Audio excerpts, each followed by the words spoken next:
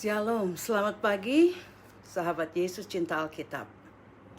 Agak siang hari ini karena kemarin semalam cukup sibuk, jadi tidur juga sampai agak pagi. Jadi saya bangun juga agak lambat. Terima kasih untuk hari ini, mari kita berdoa. Kita buka pertemuan kita di dalam doa. Oh Bapa, terima kasih, Engkau Allah yang baik, Engkau Allah yang mengasihi kami.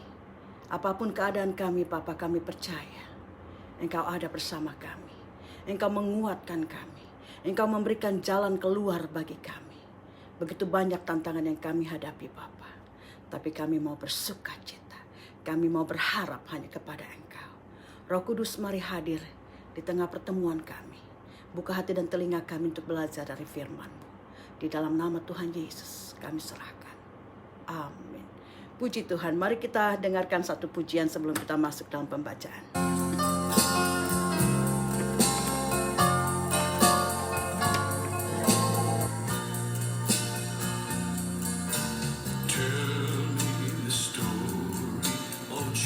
Tell me the story of Jesus. Cry on my heart, every word. Tell me a story most precious and greater than ever before. Tell how the angels enclose us. Oh, malaikat Tuhan menyertai kita, melindungi kita. Thank you, Jesus. Sing as they welcome His word. To God in the highest, peace and good tidings to earth.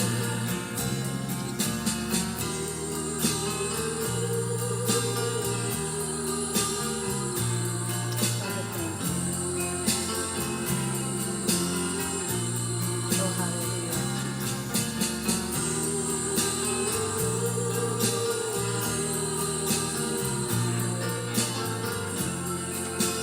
Mari kita ceritakan cerita tentang Tuhan Yesus.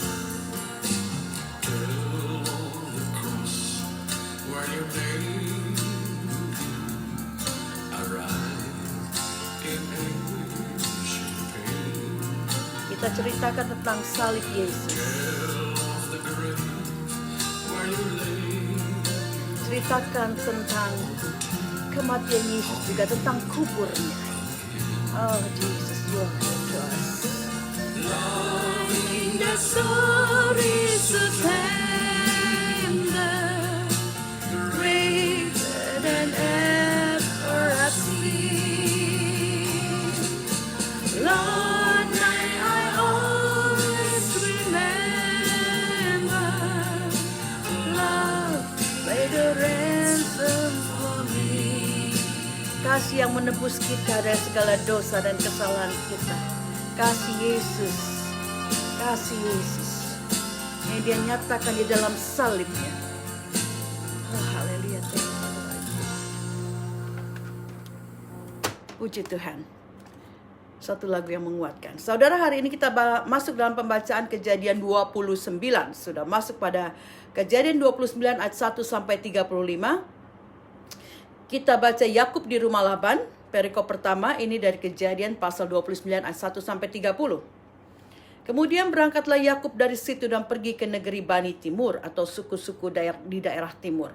Ketika ia memandang sekelilingnya, dilihatnya ada sebuah sumur di padang dan ada 3 kumpulan kambing domba berbaring di dekatnya.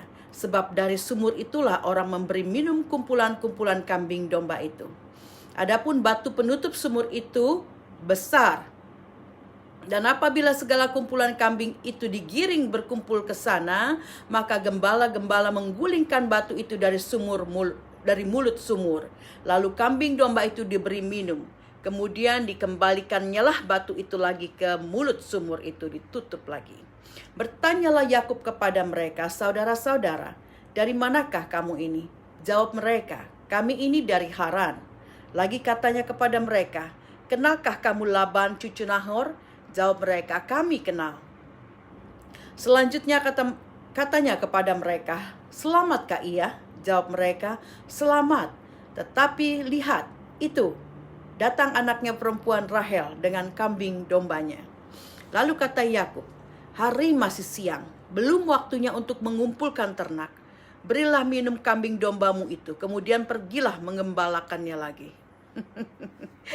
Ini belum waktunya untuk istirahat, tapi gembala-gembala sudah beristirahat ya. Udah nggak mau di padang lagi, dia udah mau ngasih minum dombanya.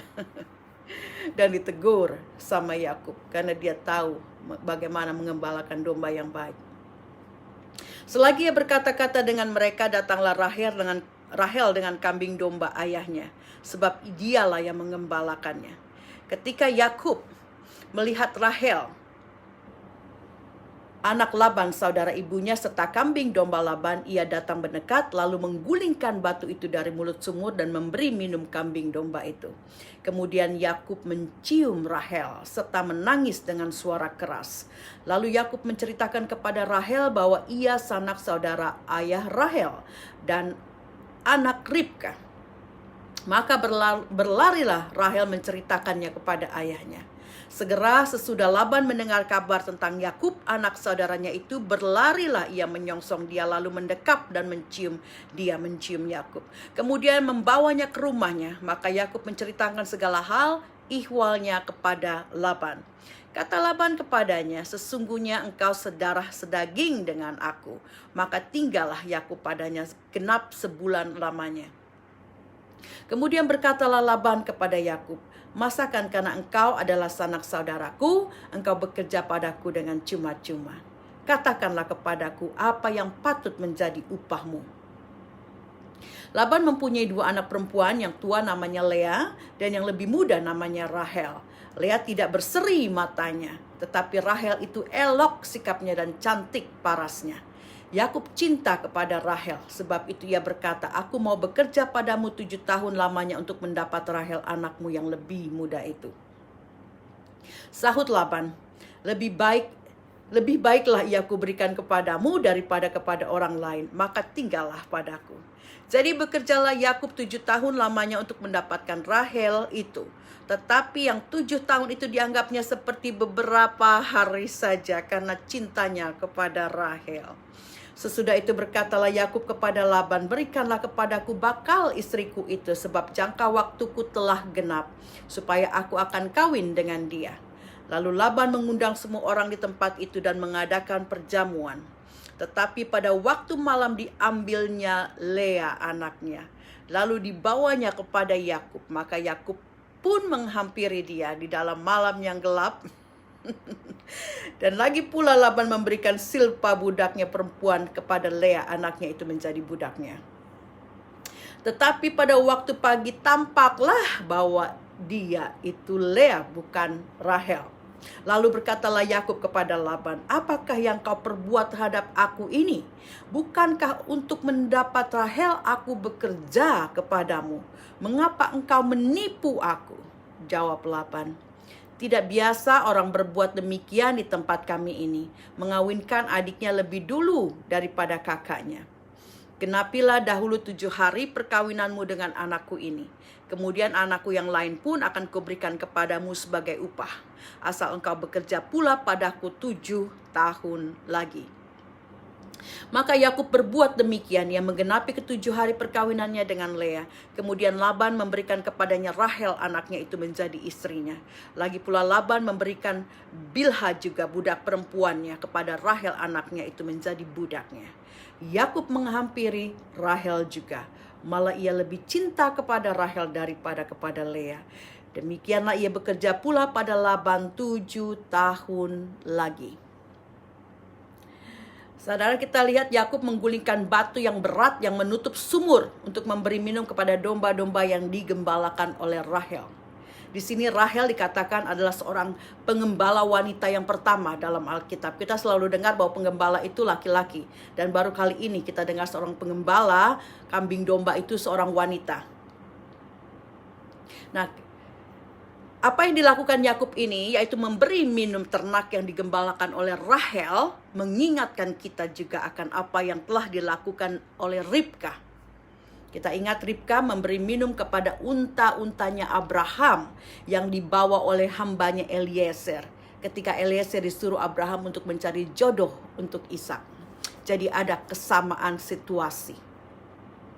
Dan kita juga baca di ayat ke-11 bahwa Yakub mencium Rahel dan terus menangis. Ya, ini pertama kalinya sejak awal pembacaan kitab Kejadian kita baca tentang seorang laki-laki mencium seorang wanita di tempat umum.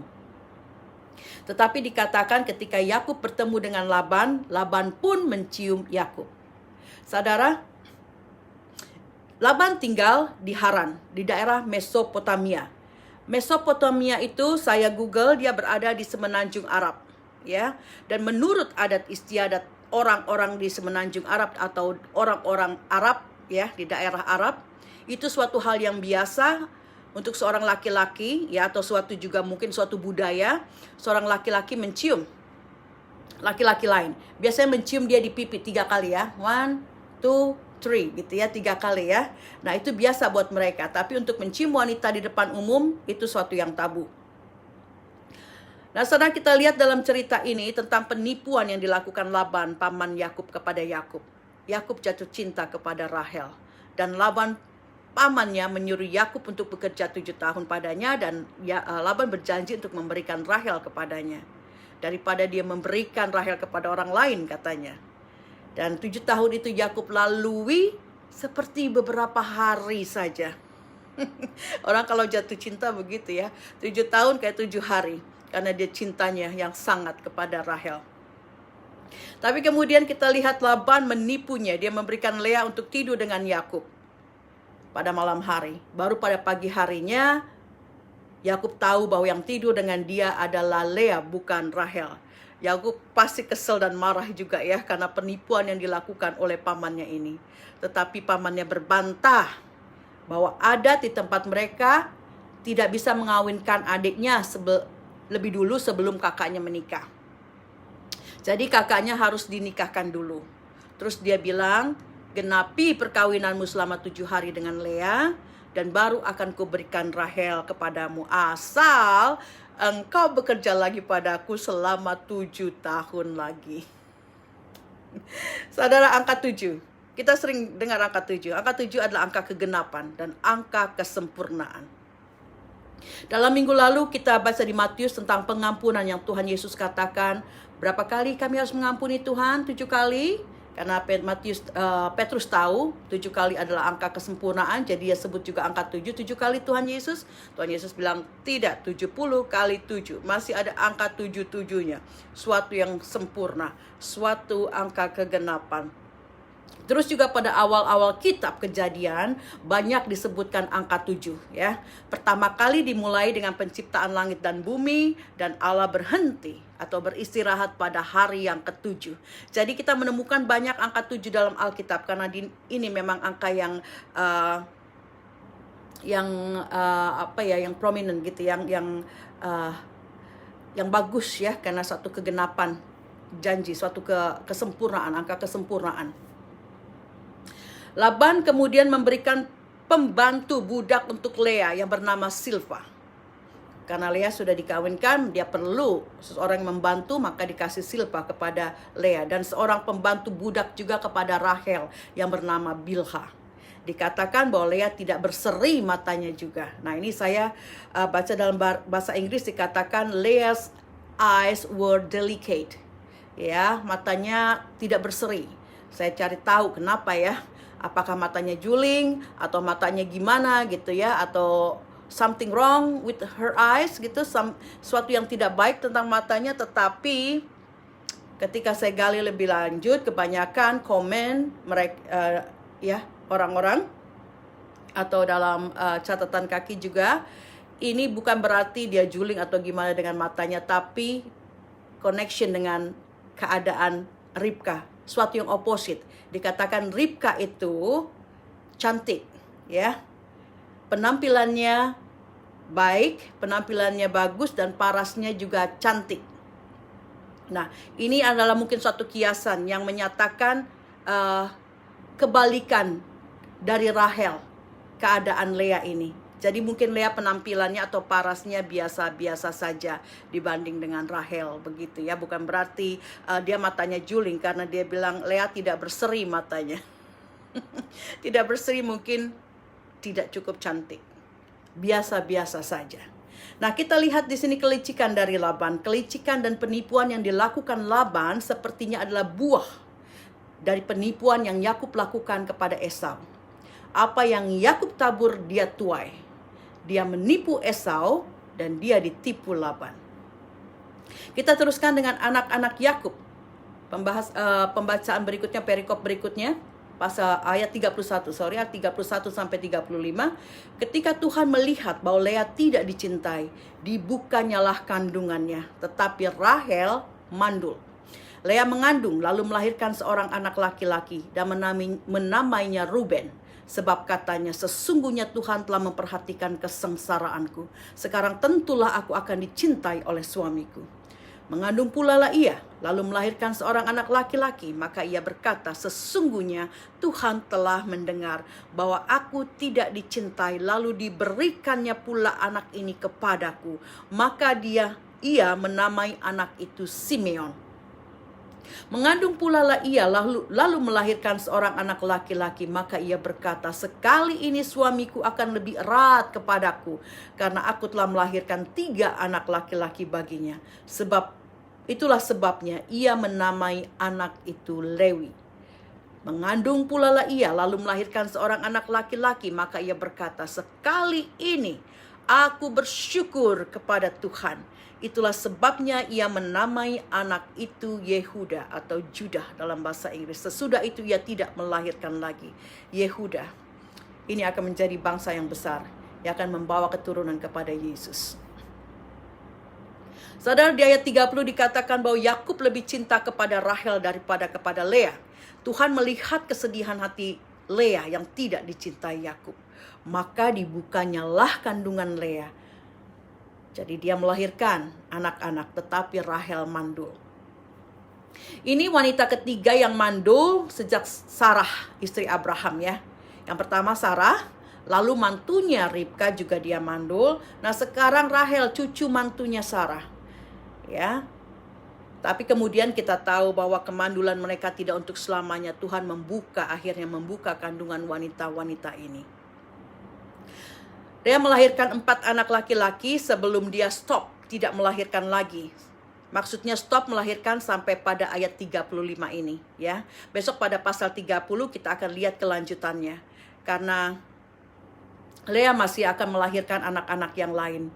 Yakub mendapat 3 anak lagi dari Lea, ya, 2 laki-laki dan 1 wanita, Dina.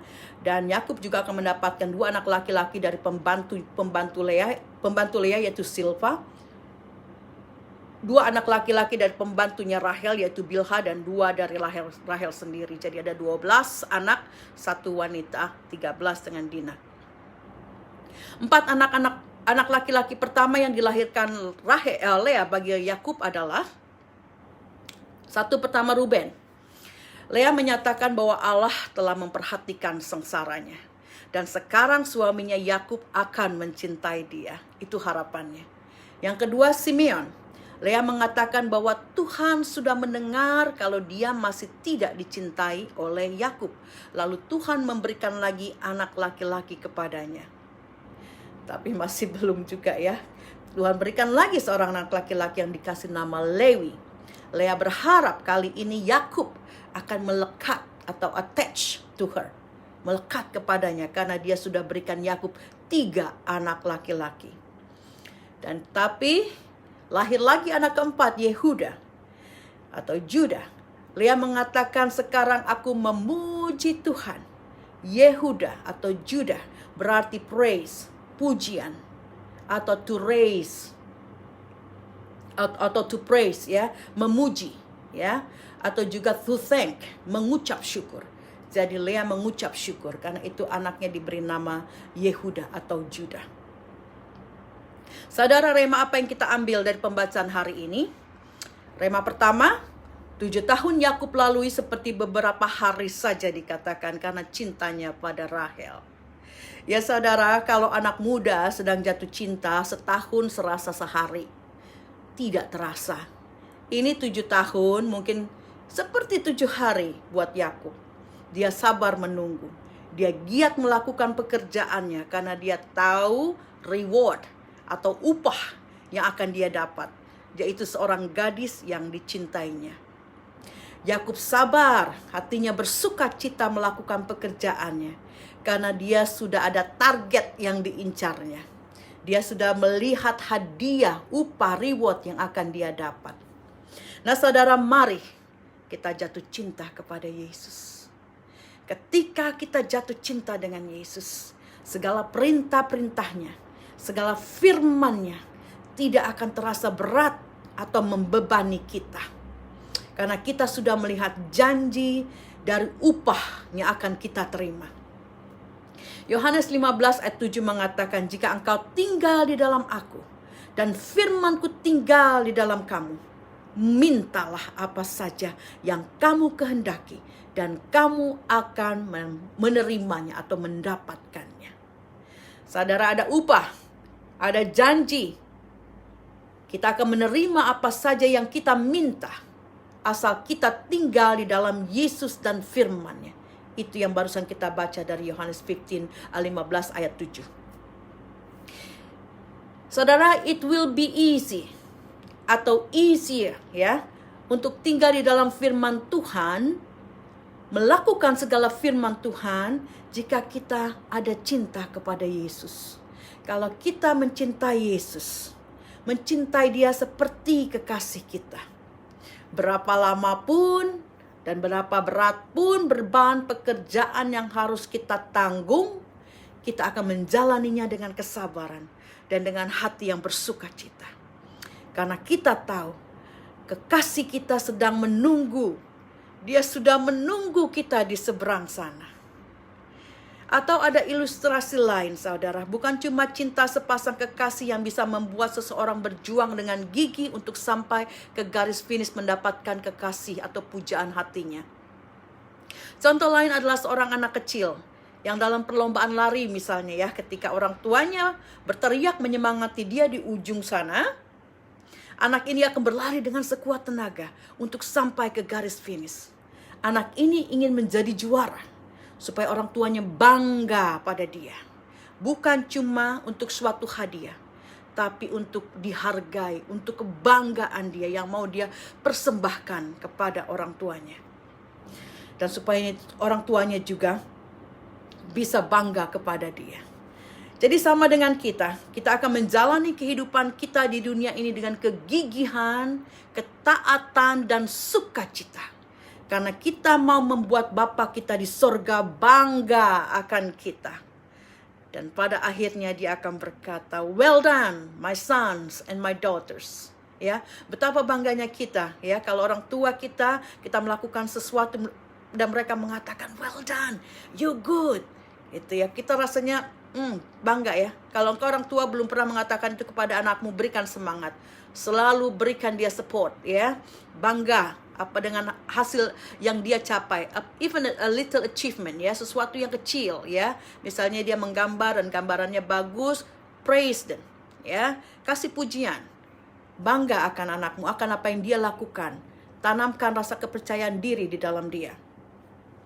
Nah, kita juga akan bangga dan bisa mengatakan hal yang sama kepada seperti apa yang Paulus katakan, saudara. Kalau Allah bangga kepada kita, well done my sons and my daughters. Kita juga mau bangga dan mengatakan seperti apa yang Paulus katakan di dalam 2 Timotius 4 ayat 7. Aku telah mengakhiri pertandingan yang baik. Aku telah mencapai garis akhir. Dan aku telah memelihara iman. Yes. Kita bangga ketika kita bisa mengakhiri pertandingan kita di dunia ini dengan baik. Dan kita mencapai garis akhir kita dalam suatu kemenangan. Kita telah memelihara iman. Puji Tuhan. Saudara, pada suatu waktu ya, ketika anak saya berumur 8 bulan, ini anak yang pertama, dia baru bisa merangkak, kami pergi ke Bali. Waktu itu Bali masih ramai ya, masih bagus begitu ya. Dan pas kami main-main ke Matahari Mall ya, di Kuta yang dekat MCD itu, ternyata waktu itu ada perlombaan merangkak bagi anak-anak maksimal sampai 1 tahun begitu. Sedangkan anak saya, anak kami waktu itu baru berumur 8 bulan. Terus ya karena udah dari situ ya lagi main ya kita daftarin aja gitu ya. Dan ketika berlomba orang tua ini pakai segala cara. Ada yang melambai-lambaikan mainan kesayangan anaknya dari seberang ya. Sini ini gitu ya. Terusnya ada juga yang pakai botol susunya gitu. Berbagai cara mereka lakukan supaya anaknya merangkak dengan cepat begitu. Tetapi apa yang saya lakukan? Anak saya kenal suara saya. Saya cuma panggil anak saya dari seberang. Brad, it's mommy. Brad, come here. Dan dia dengan gesit merangkak ke arah saya. 8 bulan. Dia jauh sudah dari yang lain. Berapa meter anak-anak di belakang. Dan langsung dia jadi juara 1. Saudara, kalau kita cinta Bapa kita, Bapa Sorgawi kita, saudara, kita cinta Gembala kita Tuhan Yesus, kita akan pekakan suaranya. Kita akan pekakan suaranya di dalam Roh Kudusnya. Dan kita mau berlomba untuk mendapatkan sosok yang mengasihi kita itu. Sosok Bapa Surgawi yang di dalam Tuhan Yesus dan di dalam Roh Kudusnya yang sekarang menyertai kita. Seperti bayi saya mendengar suara saya dan merangkak dengan gesit ke arah saya ketika dia mendengar suara saya, ketika saya memanggil namanya. Mari kita juga datang kepada Gembala kita ketika ia memanggil kita domba-dombanya. Ketika kita mendengar suaranya, kita datang kepadanya.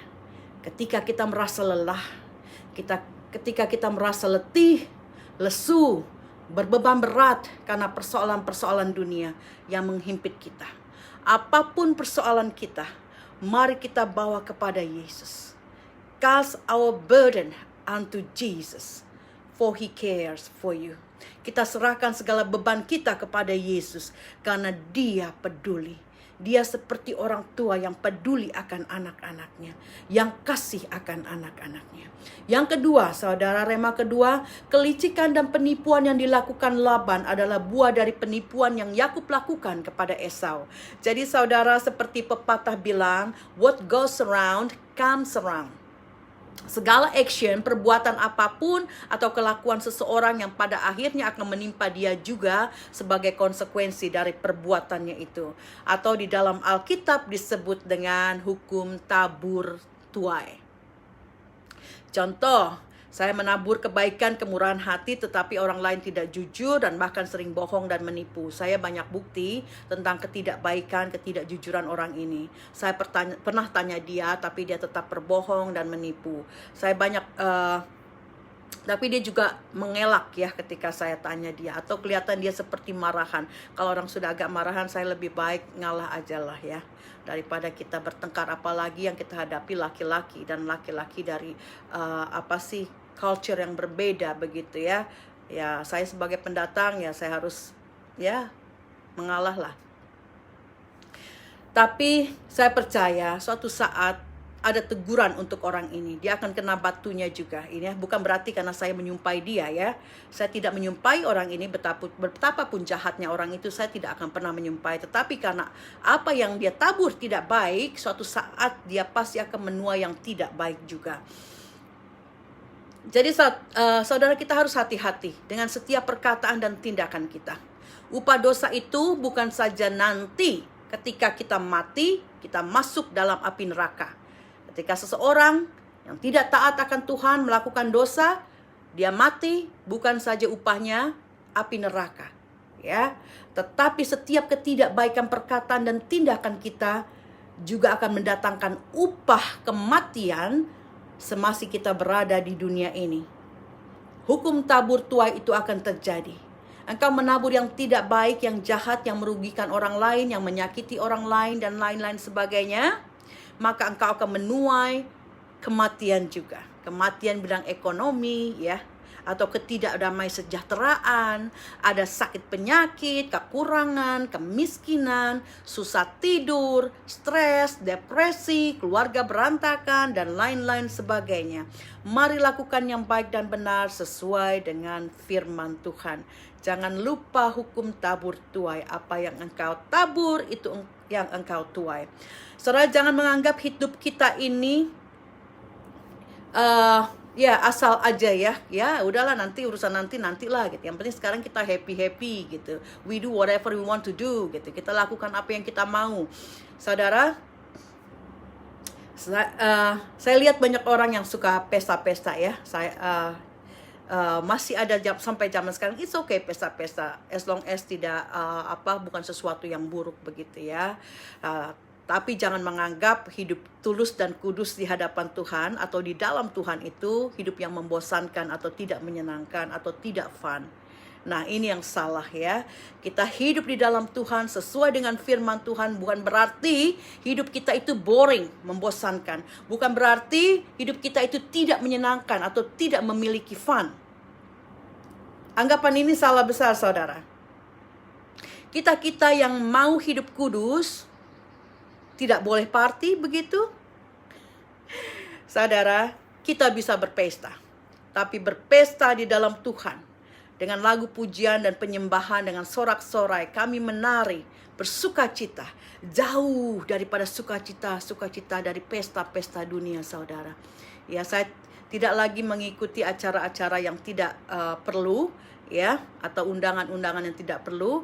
Tapi kalau ada acara like yang baru saya hadiri, ada Women's Worthy ya, pertemuan wanita tentang sesuatu yang dalam gereja atau sesama seiman, itu beda sekali, saudara. Percakapan kita kalau di dalam persekutuan dengan orang-orang yang sudah sungguh di dalam Tuhan, kita tidak lagi mempercakapkan hal yang sia-sia. Kalau dalam pesta-pesta biasanya percakapan itu tidak lagi tentang banyak hal-hal yang tidak berguna. Tapi kalau kita berpesta, kita kumpul-kumpul dengan orang-orang yang takut akan Tuhan, percakapan kita tidak lagi tentang hal-hal yang duniawi. Bukan juga tentang gosip mengenai si ini atau si itu. Ya, pesta rohani dengan anak-anak Tuhan yang sehati sepikir akan memberikan kita damai sejahtera dan sukacita yang lebih langgeng, saudara ya. Tidak seperti pesta dunia yang ramai dan happy, tapi saat itu saja. Tapi setelah pulang, cuma tinggal capek. Bahkan kadang bikin puyeng mereka ya. Karena mereka mungkin minum alkohol, atau juga bikin hati mereka tidak tentram karena mereka banyak omong-omong yang tidak benar atau gosip-gosipan ketika di party itu. Jadi saudara, kita mau hidup, kita mau lakukan yang baik dan benar, kita akan menuai damai sejahtera dan sukacita di dalam Tuhan. Jadi jangan takut, ketika engkau sungguh di dalam Tuhan, engkau tidak kehilangan sukacita dan fun. Engkau tidak akan kehilangan partimu. Kita pergi ke gereja, kita bersorak, kita bersukacita, kita menari. Itu satu sukacita yang besar ya. Setiap saya mengadakan pergi ke dalam suatu pertemuan ibadah atau ke gereja, saya seperti pergi ke suatu party. Jadi saya tidak perlu lagi party-party dunia. Saya mau berparty dengan orang-orang yang sehati sepikir dan di dalam hadirat Tuhan. Nah saudara, lakukan. Jangan, ya kita bisa lihat ada orang-orang kadang-kadang yang terlalu mereka religius ya. Kita bukan religious people. Kita adalah orang yang hidup di dalam Tuhan. Kita bukan orang yang beragama. Ya, ada orang beragama kata tidak boleh ini, tidak boleh itu. Ya, kita tahu apa yang tidak boleh, apa yang boleh. Tapi sukacita itu, damai sejahtera itu kita bisa dapat. Tidak hanya dari perkumpulan-perkumpulan dunia, pesta-pesta dunia, tapi di dalam Tuhan ada selalu sukacita dan damai sejahtera.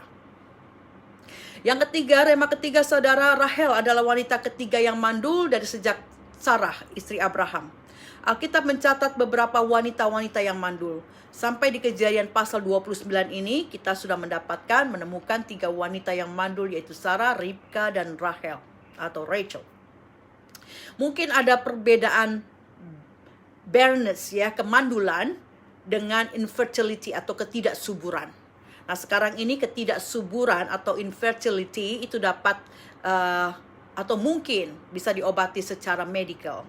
Tetapi remedi untuk barrenness atau kemandulan di dalam Bible, di dalam Alkitab adalah dengan doa, pray, dan keterlibatan ilahi, mengundang Allah, ada divine intercession.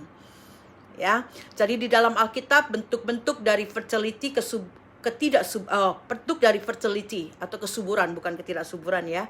fertility atau kesuburan ini dianggap sebagai gift, sebagai berkah, sebagai berkat dari Tuhan.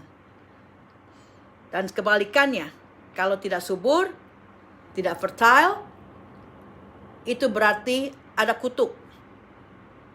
Nah, kehamilan terjadi ketika Allah atau Yahweh mengingat wanita-wanita ini dan Allah membuka rahim mereka. Wanita-wanita dalam Alkitab yang mengalami kemandulan, mereka menganggap bahwa kemandulan mereka itu terjadi karena adanya berkat yang ditahan. Allah menahan berkat itu. Berkat kesuburan itu ditahan oleh Allah. Atau juga mereka menganggap sebagai sebuah punishment atau hukuman. Atau juga mereka menganggap itu sebagai suatu kutuk. Sarah, Ribka, dan Rahel dikatakan mereka semua cantik parasnya. Tetapi mereka mandul. Tidak dikatakan mengapa Allah menutup kandungan wanita-wanita ini. Mungkin untuk mengetes mereka, saudara. Karena kita lihat Sarah memberikan budaknya Hagar kepada Abraham ketika dia tidak sabar menunggu janji Allah akan anak yang akan lahir dari rahimnya. Dan Rahel juga memberikan budaknya Bilha kepada Yakub. Karena dia juga tidak sabar untuk menantikan anak keluar dari rahimnya. Sampai akhirnya Allah membuka kandungan mereka. Mereka mengandung karena ada intervensi ilahi. Karena Allah membuka kandungan atau rahim mereka. Nah, saudara, banyak perempuan zaman sekarang, wanita-wanita zaman sekarang juga yang kurang berhikmat ya, yang kadang pakai pemancing-pemancing mereka sebutkan, seperti Sarah dan Rahel. Ya, karena mandul, seorang wanita bisa menyuruh suaminya untuk mendapatkan seorang anak dari wanita lain misalnya, yang akhirnya karena kebodohan tersebut akan mengakibatkan masalah yang lebih besar. Atau juga untuk memancing, kadang-kadang mereka mengambil seorang anak untuk diadopsi begitu. Banyak kejadian seperti ini ya. Ternyata setelah ambil anak, wanita ini akhirnya hamil dan mempunyai anak juga. Nah, kalau setelah itu orang tua ini memperlakukan anak mereka yang diadopsi, yang diangkat atau anaknya sendiri dengan sama, puji Tuhan. Tapi banyak juga yang menelantarkan anak angkatnya setelah mereka mempunyai anak dari darah daging mereka sendiri, atau juga perlakuan yang tidak sama, perlakuan yang berbeda antara anak dari darah dagingnya dengan anak yang diangkat. Mari saudara, kita hidup dalam situasi yang bagaimanapun, kita mau taat, kita setia dan berserah kepada Allah, supaya jangan ada berkat yang tertahan untuk kita. Allah kita itu baik. Dia sangat baik dan Dia selalu baik. Amin. Mari kita tutup dengan doa. Bapa, terima kasih untuk firman-Mu saat ini Tuhan. Ajar kami ya Bapa untuk merendahkan hati, untuk memandang selalu kepada Engkau Tuhan. Sebab Engkau adalah kekasih hati kami.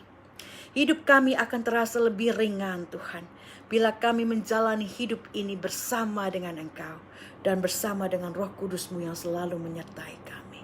Terima kasih Roh Kudus, kami mengundang Engkau untuk hadir setiap kami. Untuk mereka juga yang mendengarkan saat ini, mengundang Roh Kudus, sehingga kehidupan kami tidak terasa berat. Bapa, terima kasih, kami bersehati untuk mendoakan Tuhan saudara-saudara kami yang sakit, untuk kesembuhan turun atas mereka. Terima kasih Bapa, biar mereka boleh mengaku segala dosa mereka. Kami percaya ketika mereka lepaskan segala dosa mereka, mereka akui di hadapan Engkau, berkat kesembuhan itu akan mengikuti. Berkat kesembuhan itu akan terjadi. Engkau mau memulihkan hati mereka dan pikiran mereka dulu Tuhan, sebelum pemulihan atas jasmani itu terjadi. Kesembuhan Engkau terima, akui dosamu, minta berkat dari Tuhan, dan Dia akan memberikan apa yang Engkau inginkan. What the desire of your heart. Terima kasih Yesus, terima kasih. Bapak, terima kasih juga. Aku mau mendoakan Tuhan mereka yang mendambakan anak-anak Tuhan, mereka yang masih belum punya anak. Bapak, biar mereka datang kepada Engkau, minta intervensi ilahi, intervensi Engkau Tuhan, untuk membuka rahim mereka. Tuhan, jamah Engkau, percaya di dalam nama Tuhan Yesus, Tahun depan, engkau akan melihat anak yang kau rindukan. Tahun depan, engkau akan melihat hal itu terjadi. Tangkap dengan iman. Allah mengasihimu. Engkau hanya takluk kepada Dia. Serahkan hidupmu. Sungguh hidup di dalam Tuhan. Terima kasih Yesus. Mereka akan mendapatkan anak yang mereka dambakan. Di dalam nama Tuhan Yesus. Terima kasih biar Bapa segala kehendak-Mu terjadi di dunia ini Bapa. Segala kehendak yang di sorga terjadi atas kami. Bapa, kami serahkan hidup kami. Kami percaya Tuhan, hidup di dalam Tuhan selalu ada kemenangan. Hidup di dalam Tuhan ada sukacita dan damai sejahtera. Ada kekuatan. Selama kami menunggu berkat-Mu, kami boleh dikuatkan. Terima kasih Bapa, kami serahkan hidup kami hari ini. Di dalam nama Tuhan Yesus. Haleluya. Amin. Terima berkat Tuhan. Immanuel. Allah menyertai kita senantiasa. Amin.